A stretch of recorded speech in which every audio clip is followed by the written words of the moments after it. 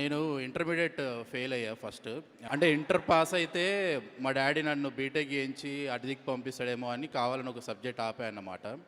So, దాని తర్వాత ఏదో వేరే ఫిలిం స్కూల్ గురించి ఇంటర్ పాస్ అవ్వాలి అంటే అప్పుడెళ్ళి మళ్ళీ పాస్ అయ్యి ఫిలిం స్కూల్‌కెళ్ళా. బట్ ఫిలిం స్కూల్‌లో మళ్ళీ ఫెయిల్ అయ్యా.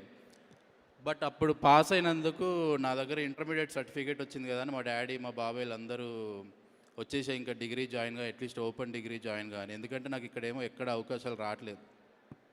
సరే వీళ్ళందరూ నన్ను ఎందుకు అడుగుతున్నారు ఇప్పుడు 2 ఇయర్స్ తర్వాత బీటెక్ జాయిన్‌గా, డిగ్రీ జాయిన్‌గా అని ఆలోచిస్తే మేబీ ఇంటర్మీడియేట్ సర్టిఫికేట్లు ఉన్నాయి కాబట్టే కదా అని చెప్పేసి ఓ రోజు కోపం వచ్చి 7th క్లాస్ నాది board exam. 7th, 10th intermediate అన్నీ తగలబెట్టానన్నమాట.